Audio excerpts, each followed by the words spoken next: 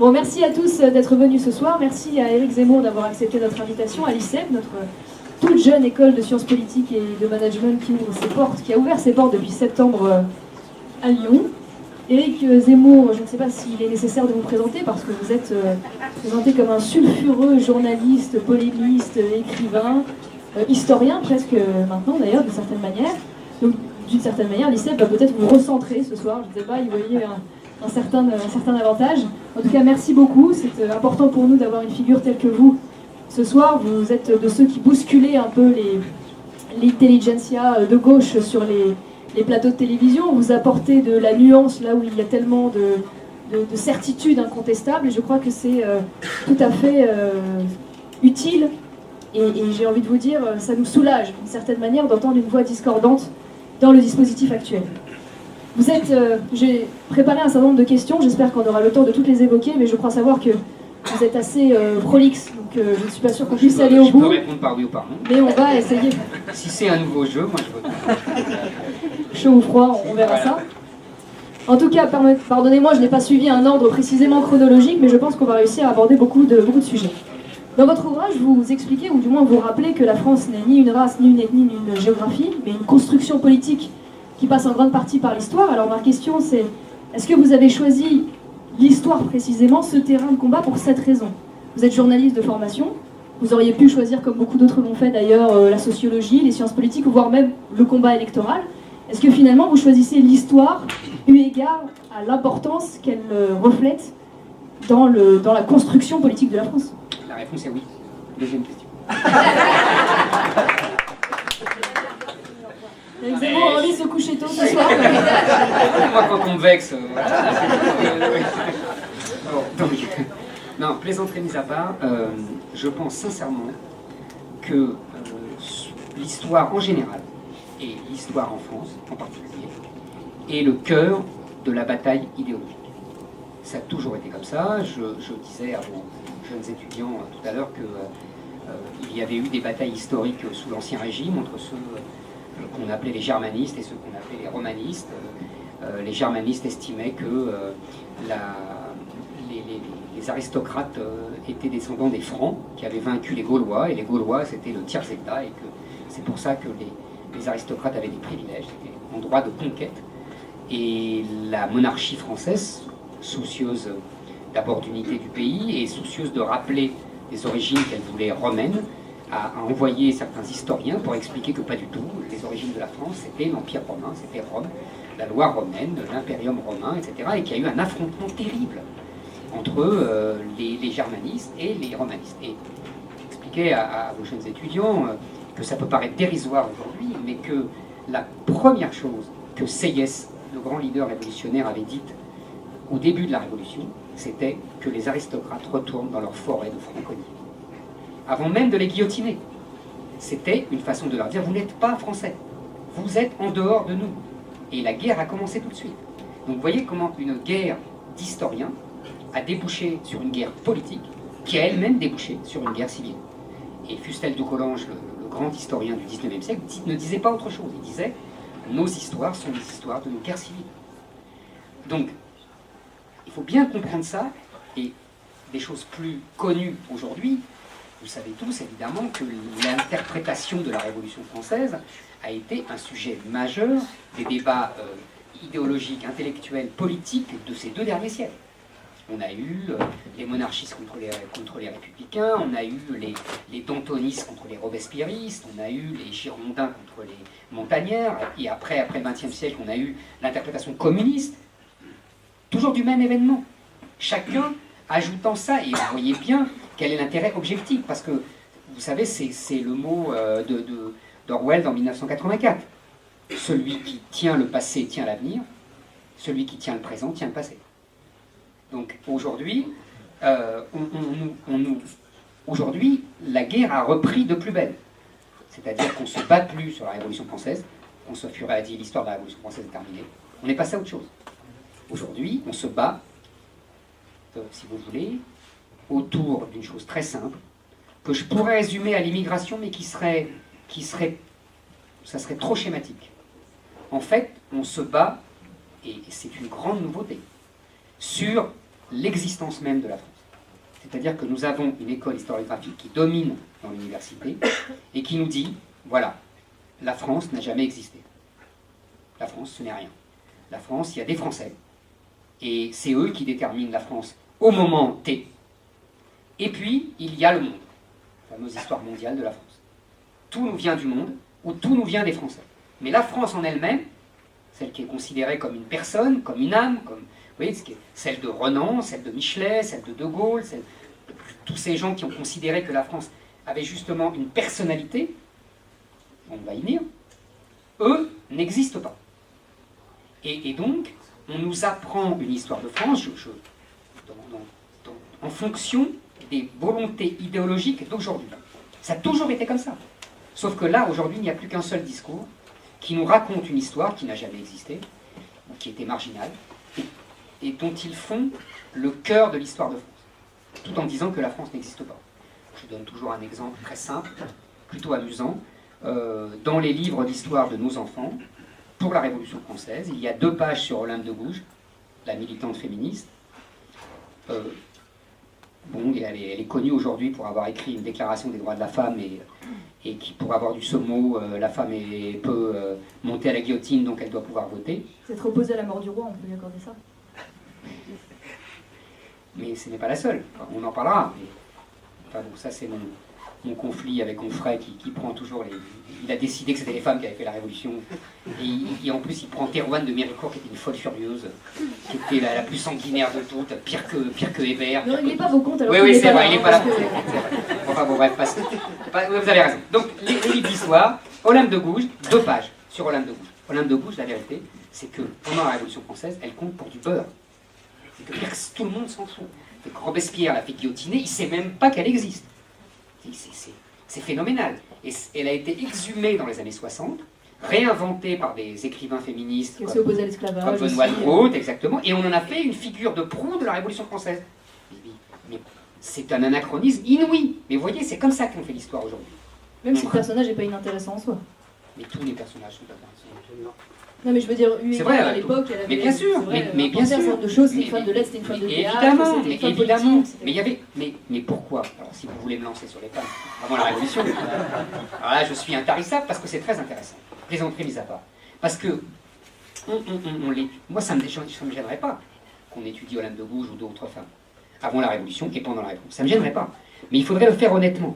C'est-à-dire qu'il faudrait dire ce qu'elles ne diront jamais, ce qu'ils ne diront jamais, que la Révolution française a été faite en grande partie contre les femmes, contre le pouvoir excessif des femmes. Et il faudra expliquer pourquoi. Et ce que j'essaye de faire dans le chapitre sur Madame de Pompadour, il faudra expliquer qu'en fait, les femmes ont été, le pouvoir des femmes a été identifié à l'abaissement de la France et à la grande défaite de la France dans la guerre de 7 ans contre l'Angleterre et contre la Prusse. Parce que c'est Madame de Pompadour qui avait mis en œuvre avec le cardinal de Bernis ce qu'on a appelé le grand renversement d'alliance. Pour la faire courte, pendant des siècles, depuis Richelieu, etc., on était alliés aux Prussiens contre les Autrichiens. Et là, on s'est alliés aux Autrichiens contre les Prussiens.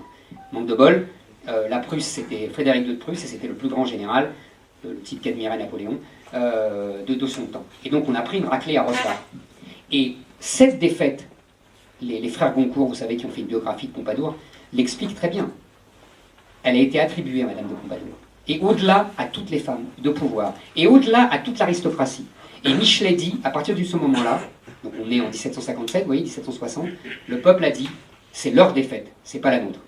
Alors j'entends bien, et je peux comprendre que vous laissiez un portrait au vitriol de Madame de Pompadour, parce qu'elle a fait tomber des grands ministres, comme le ministre d'Argenson, et des choses comme ça. Pour cette raison-là, c'est intéressant. Mais vous pensez, d'ailleurs, vous écrivez 3 portraits au vitriol, puisqu'il y a Madame de Pompadour, il y a la favorite du mari aussi, puis il y a Marie-Antoinette.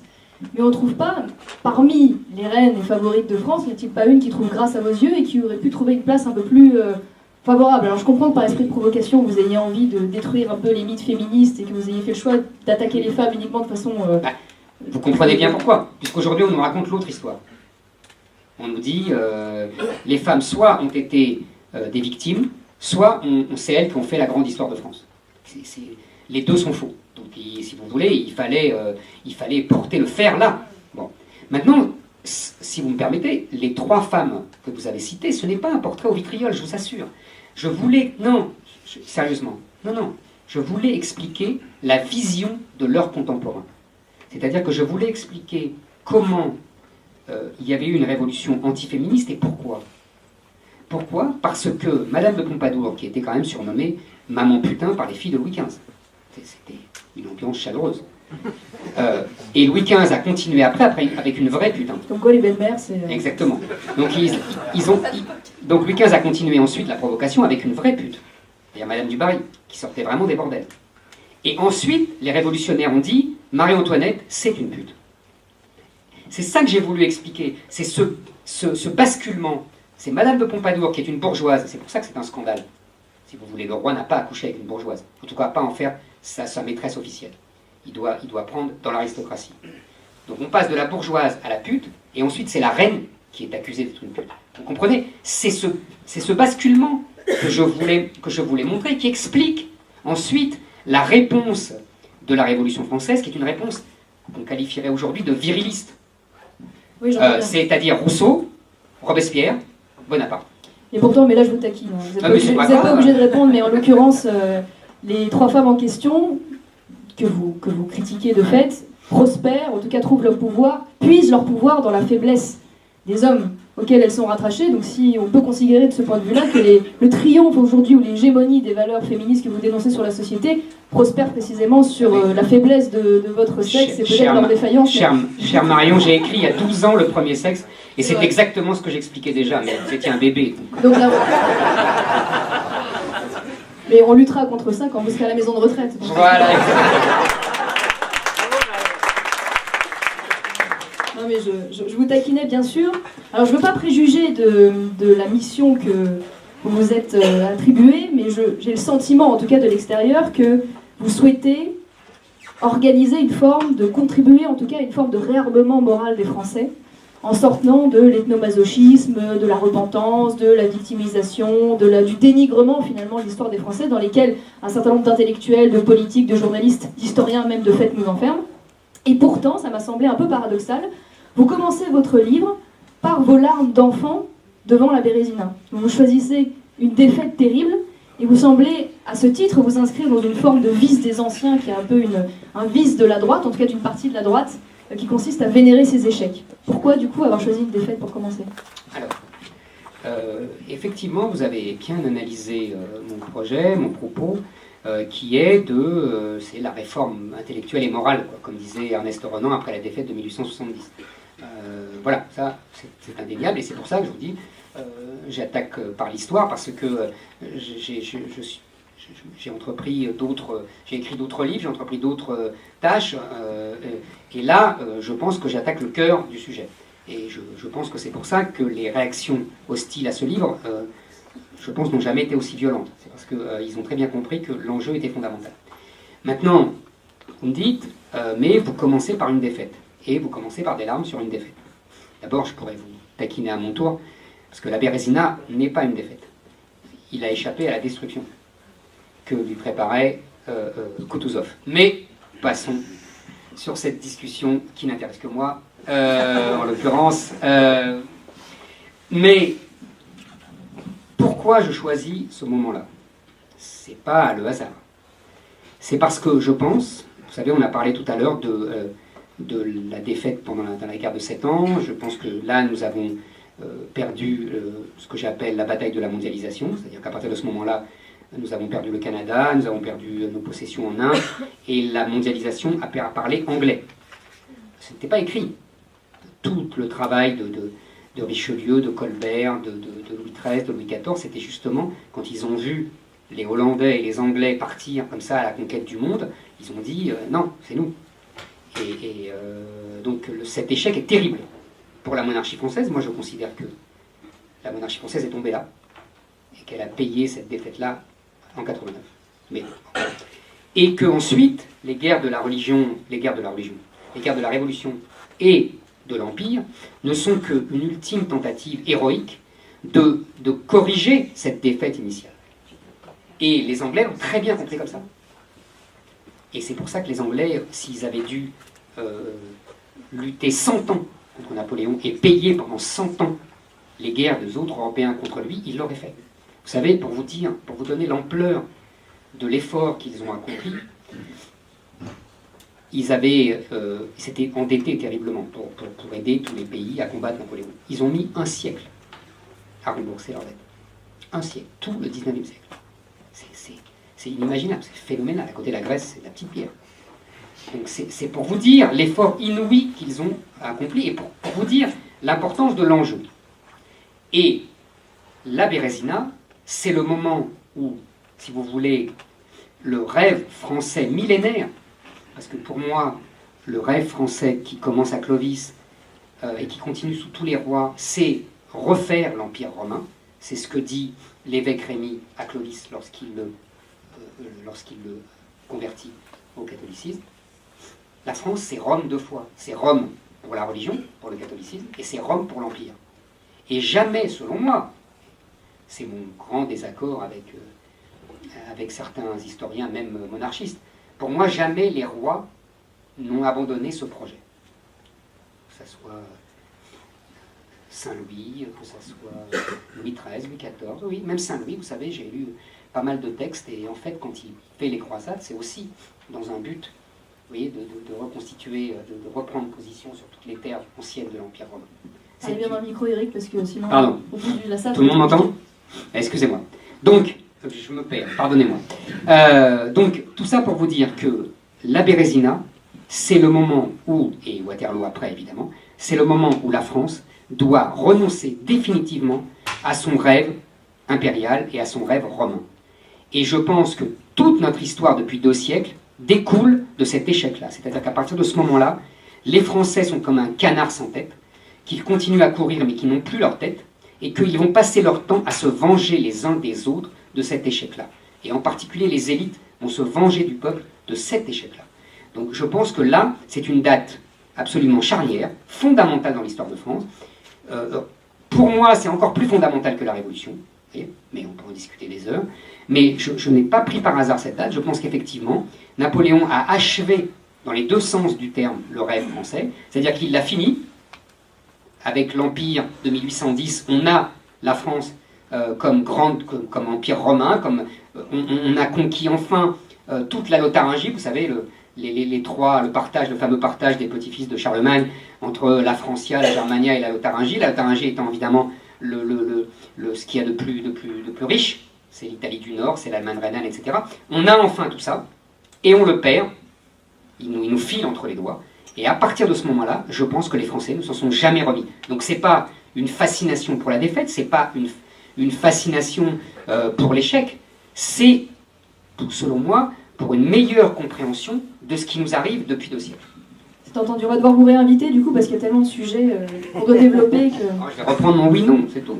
Alors vous parliez, c'est très intéressant, vous parliez justement à l'instant des élites, et il y a une chose qui a particulièrement résonné dans mon esprit quand je lisais votre ouvrage, puisque vous savez qu'ici à l'ICEP on a l'ambition de lire, de vouloir... ce qui est déjà bien. C'est déjà pas mal, mais pas seulement que de lire, mais aussi de former une nouvelle élite, finalement en réponse aux défaillances et aux carences de l'élite actuelle, qui est une élite de gestionnaires, de techno à la petite semaine, des gens qu'on peut qualifier, je crois, d'émigrés spirituels, d'une certaine manière, qui considèrent la France comme une forme de hall de transit entre Singapour, New York et Abu Dhabi, pour faire simple. Un hôtel, comme disait Attali. Voilà, exactement. Exactement. Et quoique le hall de transit, parfois on peut se permettre de cracher par terre dans l'hôtel, et c'est vrai que parfois ils ne se gênent pas pour le faire aussi. Et c'est vrai que vous semblez mettre en exergue un travers ou un trait proprement français qui est la forme d'élite qui se vend à l'étranger. Ça semble être un trait répétitif de l'histoire de France, cette propension des élites françaises à se vendre à l'étranger. Est-ce que vous pourriez nous en dire un peu plus? Alors ça, c'est vraiment quelque chose que j'ai beaucoup creusé en travaillant sur ce livre. J'avais une vague idée, j'avais quelques expressions, le parti de l'étranger, j'avais évidemment quelques images. L'expression de Chirac, c'est grandeur. Absolument, mais abandonné d'ailleurs. Mais qui est une expression c'est Pierre Juillet qui lui a écrit évidemment, et j'ai retrouvé dans le bloc-notes de Mauriac écrit en 68, vous avez vu, il parle du parti de l'étranger déjà, donc c'est une thématique chez les gaullistes classique, et c'est une thématique en France très, très classique, et j'essaie de voir d'où ça venait. Et je mets la matrice de ce parti de l'étranger c'est pour ça que je l'ai choisi comme un des portraits, dans l'évêque Cauchon. C'est pour ça que quand je parle de Jeanne d'Arc, je ne parle pas de Jeanne d'Arc, je parle Il y a eu des milliers de livres sur Jeanne d'Arc, mais sur l'évêque Cochon, j'ai l'impression que tout le monde s'en fout. Alors que pour moi, c'est lui le plus intéressant. C'est la matrice de ces élites françaises qui sont prêtes à se vendre à l'étranger au nom d'un idéal supérieur. Après, on verra pourquoi c'est spécifiquement français. Ça, c'est une autre question. Parfois par pur intérêt, puisque... mais attendez, ça c'est trop parler facile. Sur la collaboration, ça, sur la magistrature, la haute administration... Mais ça, c'est trop facile. Ça, c'est humain. Vous mettez n'importe quel pays, et ça va arriver.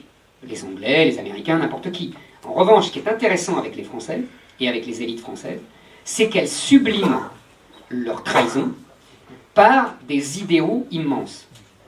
En l'occurrence, Cochon, vous allez voir que ça ressemble incroyablement à notre époque, il le fait au nom de la paix et de l'union des royaumes. Ça nous rappelle des choses sur l'Union européenne. Mais évidemment, et ça nous rappelle même des choses sur la collaboration. Laval est un patriote. Et oui, mais il estime que, bon voilà, on a perdu la guerre, et que maintenant, au nom de la paix, il faut s'allier avec les Allemands. Et c'est un patriote, le général de Gaulle lui-même le dit. Cochon n'est pas un mauvais gars. Cochon est un représentant de l'élite de son époque, c'est un lettré, etc. Il ne veut pas de mal à Jeanne d'Arc.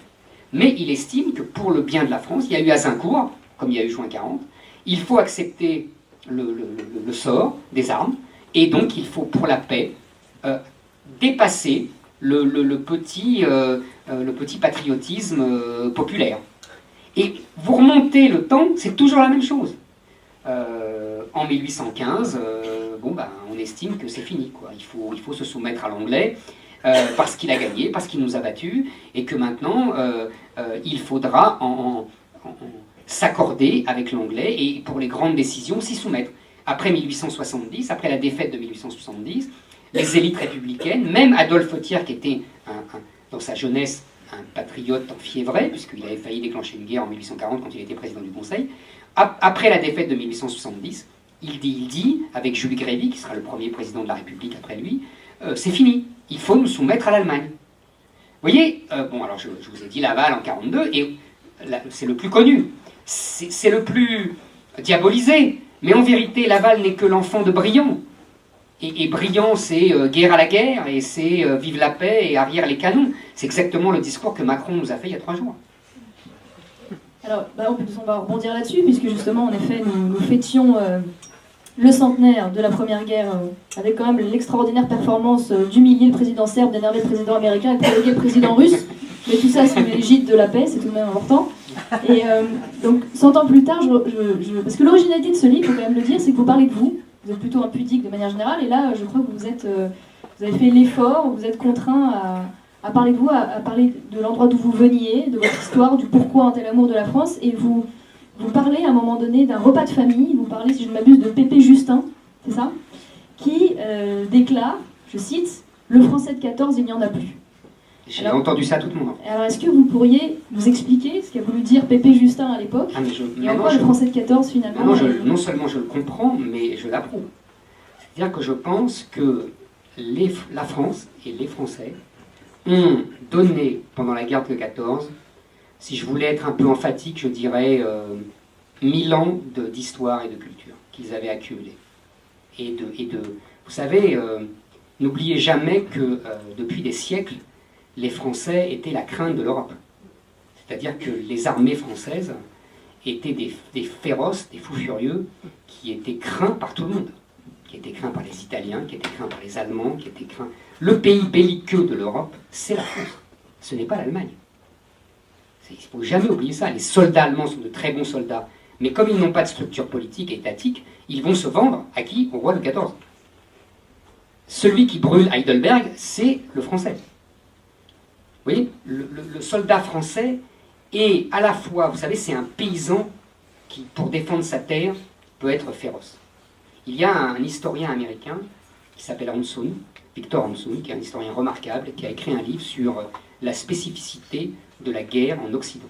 C'est-à-dire qu'il explique que dans toutes les autres civilisations, la guerre est un mélange de jeux, de lutte pour le butin, vous voyez, bon, d'art, et que pour les Occidentaux, ça commence avec les Grecs anciens, pour les Occidentaux, c'est un combat de vie ou de mort, parce que ce sont des paysans qui vont se battre et qui reviennent vite pour cultiver leur terre. Et bien, la France, c'est ça. Et la dernière fois que ces paysans se sont levés pour se battre avec une férocité inouïe et un héroïsme phénoménal, c'est la guerre 14. Donc la France est morte avec la paysannerie. La France, attendez, la France, si vous voulez, la France éternelle, vous savez, c'est le mot prophétique. La France, c'est l'archétype français est mort avec la paysannerie. Oui, et avec cette guerre de 14. Parce que, si vous voulez, vous savez, Péguy avait écrit un texte absolument magnifique quelques mois avant la guerre 14, en disant « Regardez ce peuple, vous ne le verrez plus ». Exactement ce qui s'est passé. Mon grand-père n'avait absolument pas lu Péguy, mais vous voyez, il avait compris d'instinct. Et comment vous dire ça? C'est à partir. N'oubliez jamais, moi je pense, je l'explique dans mon texte, que l'histoire est déterminée par la démographie. J'ai rien inventé. Auguste Comte disait le destin, c'est la démographie. Et la démographie, la France est le pays le plus peuplé d'Europe pendant 1000 ans. On l'appelle la Chine de l'Europe. Je le rappelle, pour vous donner un exemple, 28 millions d'habitants en 1789, les Anglais sont 8 millions. Quand on accoste les côtes algériennes en 1830, on est 28 millions, la population algérienne est de 2 millions. Vous voyez, bon. Donc, et voilà. Et à part... Non, pardon. En 18, on amorce la grande chute démographique. Au contraire. Non, attention. Non, mais c'est très important. C'est très important, parce que cette erreur, vous allez voir, c'est très important parce que c'est encore plus grave que ce que vous dites. La déclin démographique, c'est au 19e siècle. Ça commence au 18e, parce que l'Église disait que les aristocrates avaient découvert le funeste secret, c'est-à-dire le retrait. Et donc on faisait moins d'enfants, comme on était plus malin que les autres, et que les autres Européens faisaient toujours autant d'enfants. Et au 19e siècle, on faisait déjà plus que 1 ou 2 enfants, alors que les autres en faisaient 7 ou 8. Donc en un siècle, ils nous ont rattrapés. La France, en 14, est à 40 millions, l'Allemagne est à 60 millions. Donc tout ça pour vous dire que le massacre de 14, les 1,5 million de morts français, dans un pays qui ne fait plus d'enfants depuis un siècle, c'est... comment vous dire, c'est inimaginable. Oui, mais... et ça explique tout de 40. Vous savez, Raymond Aron disait, la France a failli mourir de sa victoire de 14, et elle a été sauvée par sa défaite de 40. C'est-à-dire que en 40, on n'aurait pas pu recommencer 1,5 million de morts. Et c'est ça que dit Pétain, et c'est ça que dit Laval. Et c'est pour ça qu'ils font l'armistice, et c'est pour ça qu'ils se soumettent à l'allemand sans continuer à combattre comme le voulait le général de Gaulle.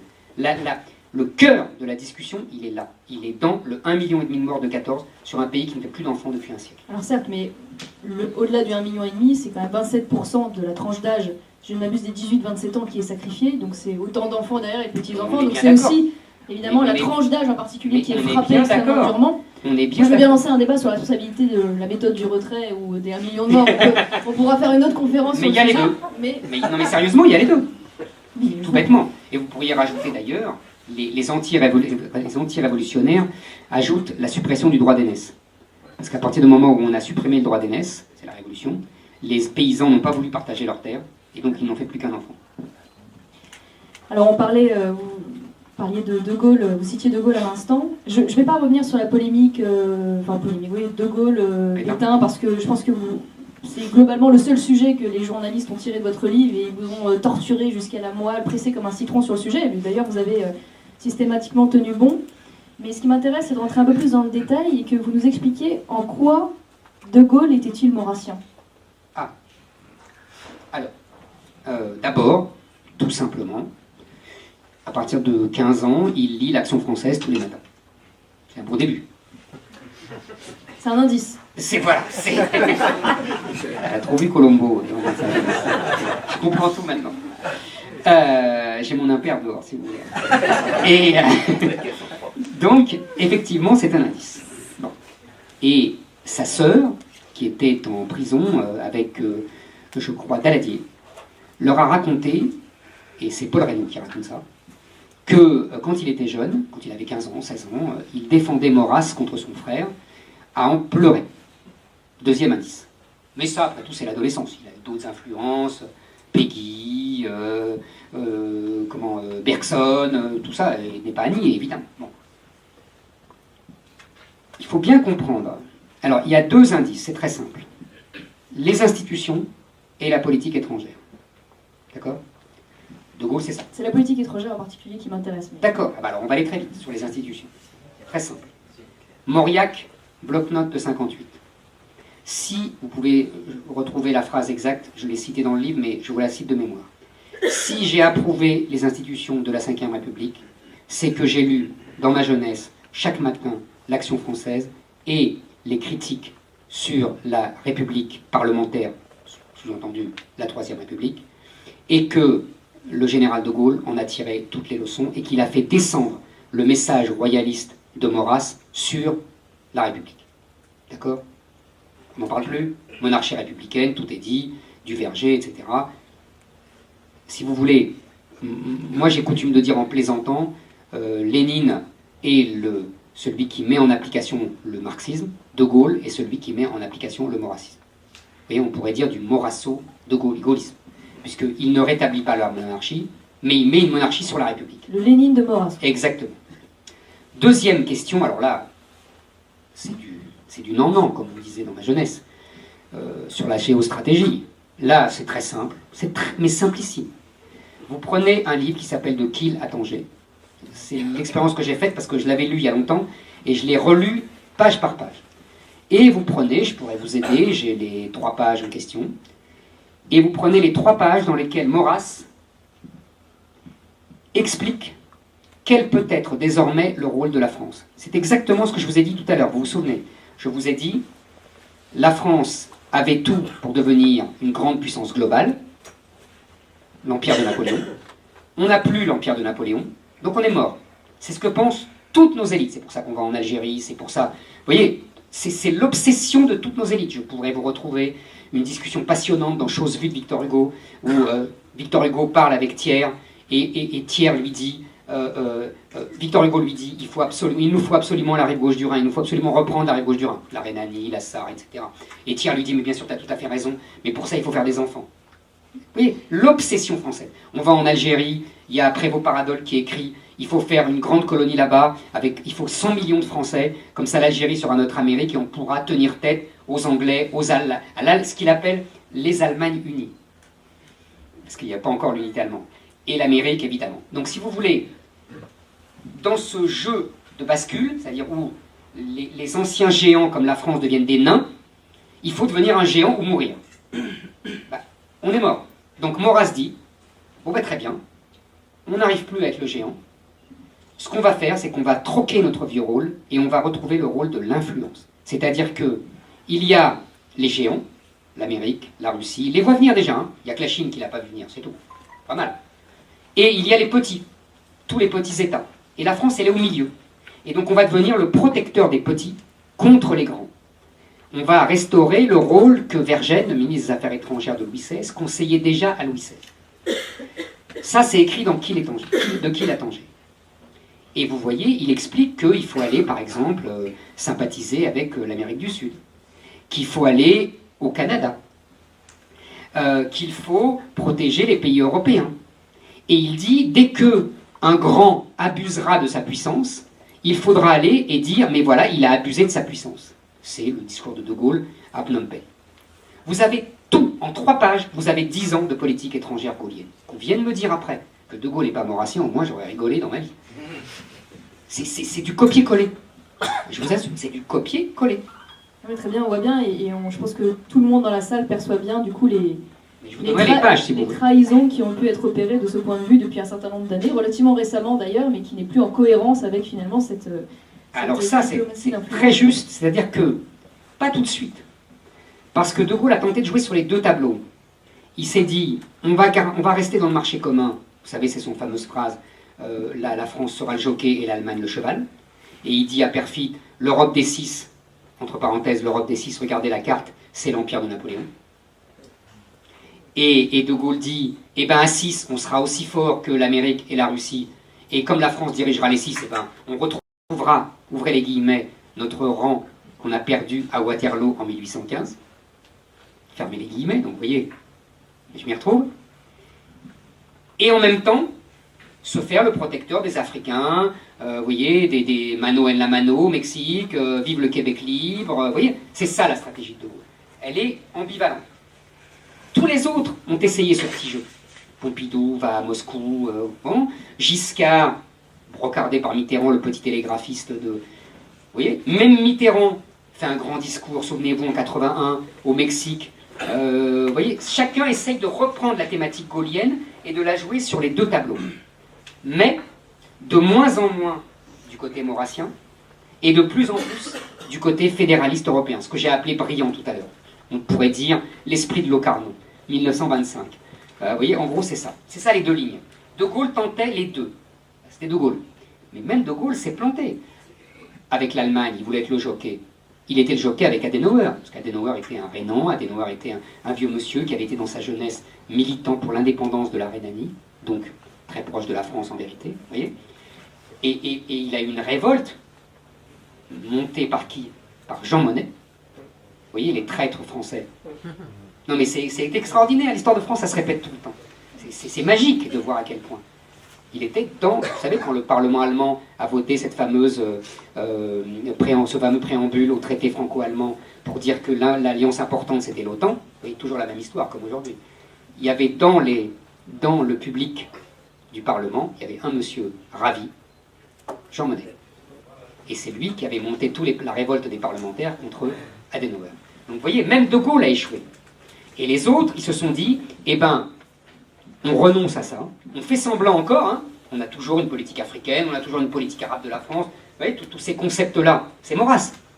Ils font du Maurras sans le savoir, c'est ça qui est amusant, en détestant Maurras. Pas parce qu'ils seraient capables d'abandonner rien pour ça. Mais évidemment, en crachant sur Maurras, ils font du Maurras sans le savoir. Et en même temps, ils vont de plus en plus dans si vous voulez, l'oubli de la France dans une superstructure européenne. Mais eux, ils pensent qu'ils jouent, vous voyez, sur les deux, et effectivement, ils font du sous-sous de Gaulle. Vous comprenez ? Alors je vous tiens dans le sujet puisqu'on en parle, Maurras, Action française. Alors vous en parlez un peu rapidement quand vous évoquez le parallèle entre franc gaulois, Reims, fédération, mais est-ce que selon vous, on est en capacité aujourd'hui de concilier les contradictions de l'esprit français entre patrie révolutionnaire et patrie charnelle? J'explicite, est-ce qu'on peut aujourd'hui concilier la conception révolutionnaire, ça veut dire l'individualisme des Lumières, l'universalisme des droits de l'homme, la France perçue comme une simple idée, un simple contrat finalement, avec la France charnelle composée d'un d'un peuple, finalement d'un héritage qui n'est pas seulement un héritage choisi, mais qui est un héritage transmis et imposé. Est-ce qu'on peut aujourd'hui concilier ça, ou est-ce que c'est finalement une contradiction qui continuera de nous torturer jusqu'à la fin du temps? C'est même pas ça. C'est une contradiction qui va nous tuer.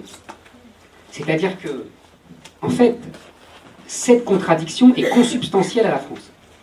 C'est-à-dire que remplacer les droits de l'homme par le catholicisme et remplacer la patrie charnelle par la France des terroirs, etc., et vous avez la même problématique sous les rois.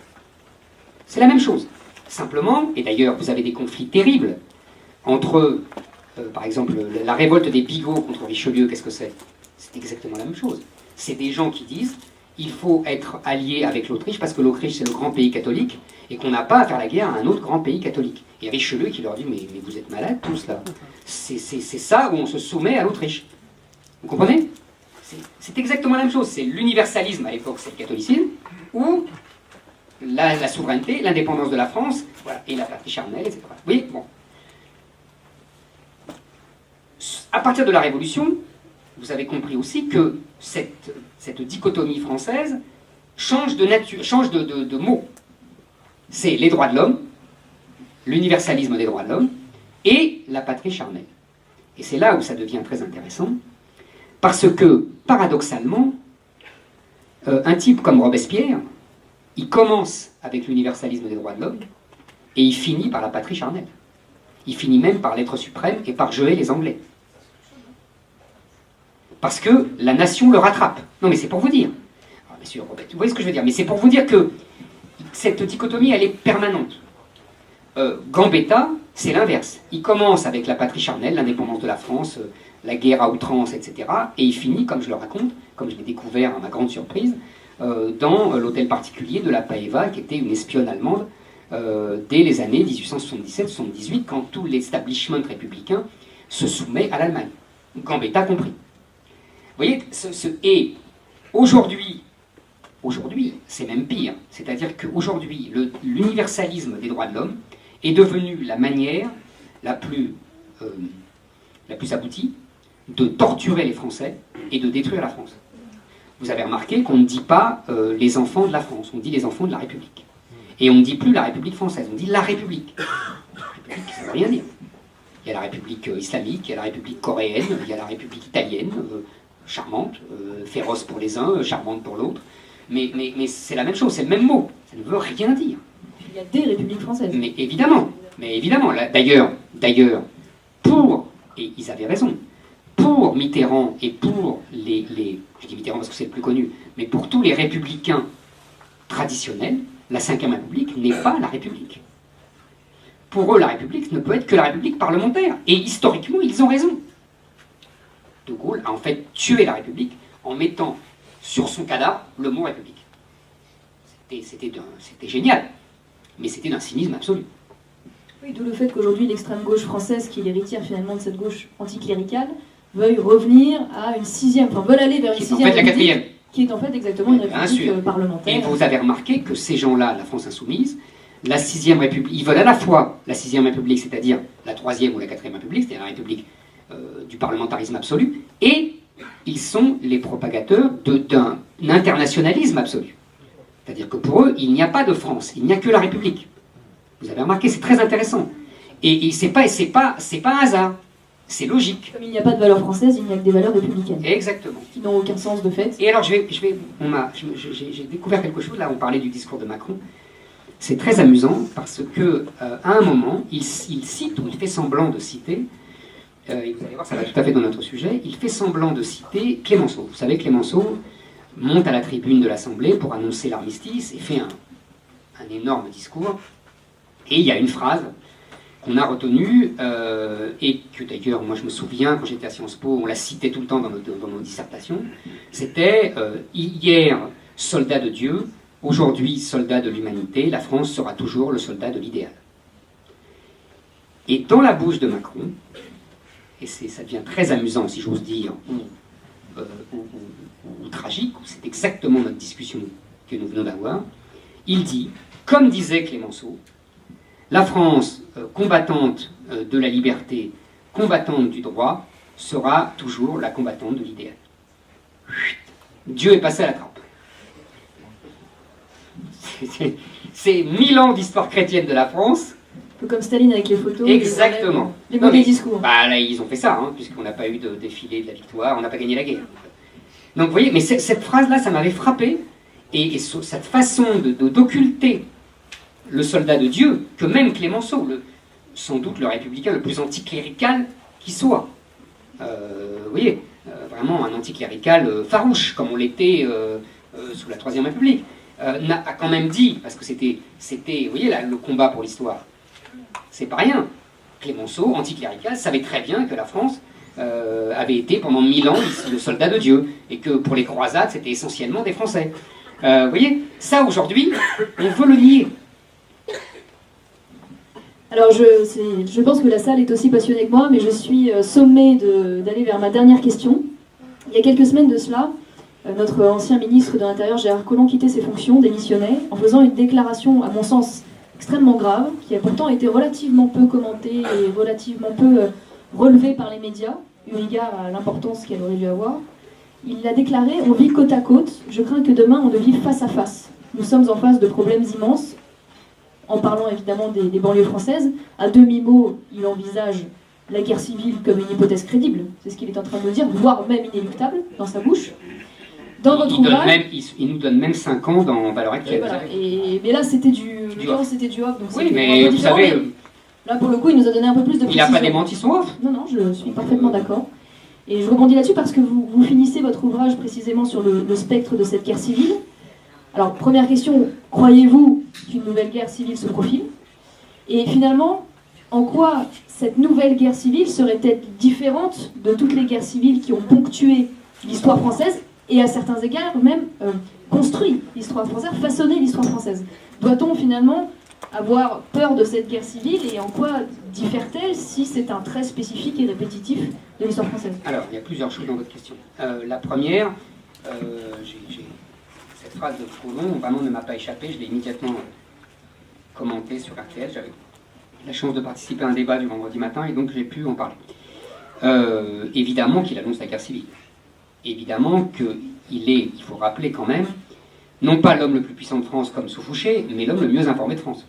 Et qu'il a les rapports des préfets tous les jours, et quand il dit ça, s'il y en a un qui parle en connaissance de cause, c'est lui. Deuxièmement, effectivement, je finis le livre là-dessus. Ça m'a paru fondamental de le finir là-dessus, pour deux raisons. D'abord parce que je pense que la dernière guerre civile française, ça a été la guerre d'Algérie, avec l'OS, etc., le FLN, enfin bon, tout ce qu'on sait. Et j'explique ça à travers le portrait croisé de Gaulle sous stèle, que j'ai trouvé passionnant à faire, parce que vraiment c'était deux personnages complètement différents et très intéressants, et très emblématiques des contradictions françaises, et que je pense depuis longtemps, et que franchement je ne pense pas me tromper, je pense que nous sommes en train de vivre les prolégomènes de la guerre d'Algérie 2. C'est-à-dire que ce que nous vivons dans les banlieues françaises aujourd'hui, c'est une contre-colonisation, tout simplement car nous avons une conquête d'une civilisation étrangère qui s'enracine dans des pans entiers de notre territoire et qui lui impose ses codes moraux, culturels, visuels, vestimentaires, relationnels, alimentaires. Si vous voulez, Malraux disait la nature d'une civilisation, c'est tout ce qui s'agrège autour d'une religion. Nous sommes en plein là sur une civilisation qui s'empare d'une partie du territoire qui appartenait à une autre civilisation. Ça, pour moi, c'est une évidence. Maintenant, comment cela va-t-il finir ? C'est ça que vous êtes en train de me dire. Est-ce qu'on est dans le cadre d'une guerre civile classique, comme on en a eu beaucoup ? Je vous citerai une phrase de René Girard que je cite souvent dans mes conférences, qui disait dans son dernier livre, Achevé Clausewitz, il nous faut entrer dans une pensée du temps où nous serons plus proches de Charles Martel et des croisades que de la Révolution française et de l'industrialisation du Second Empire. Vous comprenez bien le sens de cette phrase. Le sens de cette phrase, c'est de dire que depuis 2 siècles, ce que je vous ai dit tout à l'heure, on avait passé notre temps à refaire la Révolution française et à gérer, comme on dit aujourd'hui, les conséquences de l'industrialisation du Second Empire, c'est-à-dire le social, en clair, la question ouvrière, etc. Et qu'aujourd'hui, c'est ce qui trouble nos contemporains, c'est qui trouble le débat politique, c'est que nous sommes en train, non pas d'avoir nos conflits habituels avec nos guerres civiles froides qui de temps en temps débouchent sur une guerre civile chaude, non. Nous sommes en train de changer de paradigme.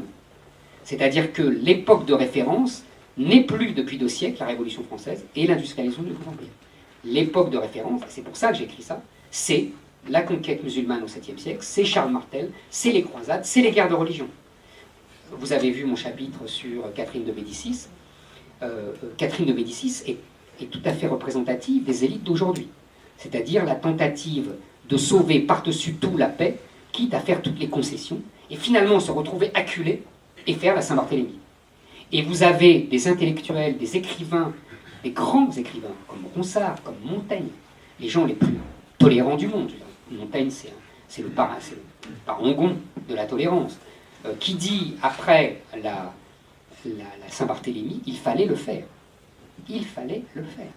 Et quand vous avez, ça m'a amusé, j'ai pas pu m'empêcher de le lire, j'aurais dû m'abstenir vu ce qui m'est arrivé après, Montaigne lui-même qui s'exaspère devant ces protestants qui donnent à leurs enfants des prénoms qui sentent plus la foi. Parce qu'ils les appellent Ézéchiel, vous voyez, des noms bibliques et non pas Louis, François, etc. C'est toujours le même sujet. Nous avons un fondamentalisme religieux, il y a 5 siècles, qui était protestant, aujourd'hui qui est musulman, islamique, et qui veut imposer sa loi, qui veut imposer sa lecture des textes sacrés, et qui pour cela est prêt à toutes les violences.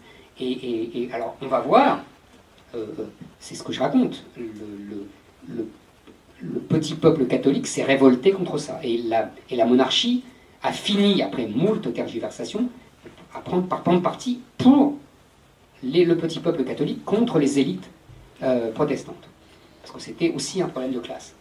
Est-ce qu'aujourd'hui, pour l'instant, on est plutôt dans Catherine de Médicis. C'est-à-dire qu'on a des élites qui essayent d'acheter la paix avec le fondamentalisme islamique. Et qui font semblant de ne pas voir cette contre-colonisation dont je parlais. Comment l'histoire va se finir? Moi, je pense que ça va se finir. De toute façon, il n'y a pas trois solutions. C'est assez simple. Soit la démographie fait son œuvre et nous devenons, dans 50 ans, une république islamique, ou alors, comme disait Hollande lui-même, il y aura une partition. C'est l'histoire du Kosovo, quoi. La Seine-Saint-Denis, c'est un Kosovo en puissance. Même les journalistes du Monde, maintenant, se rendent compte que la Seine-Saint-Denis est islamisée, c'est dire. Ce sont des faits, pas de l'idéologie. Voilà, exactement. Oui, j'ai noté la leçon. Ça n'a pas échappé. Ah, j'ai noté la leçon, surtout qu'elle mettait des trucs destinés. Il y a des idéologues qui sont levés un matin voilà. En imaginant à partir de rien que... Voilà. Non, mais... C'est très grave comme pathologie. Non, oui, c'est assez grave. Je finirais faux, vous savez, j'ai toujours pensé ça. Chaise roulante à la maison de retraite et à l'asile. Ça va me faire une vieillesse agitée. Et donc, ça c'est la première solution. La première solution, c'est l'islamisation, la partition ou la guerre civile. Je ne vois pas de quatrième solution. Et je suis très sérieux. Bon, c'est un peu triste comme conclusion, mais néanmoins... C'est pas triste, si vous voulez, oui, c'est ça. Le réel n'est pas joyeux. C'est factuel, mais c'est néanmoins pas très agréable à entendre, vous le concéderez, même si vous ne me surprenez pas outre mesure. C'est bien. Voilà. Mais bon, moi je suis convaincue qu'il y a encore quelques restes de l'âme du français de 14 parmi les Français, et notamment dans cette salle, donc je crois qu'il y a de quoi aussi... La France a connu de ces épisodes tragiques où elle est parfois tombée très bas et elle s'est relevée de façon providentielle, donc on peut espérer que le destin français puisse encore se réécrire de cette manière-là. En tout cas, merci beaucoup Éric Zemmour d'être venu ce soir, merci infiniment.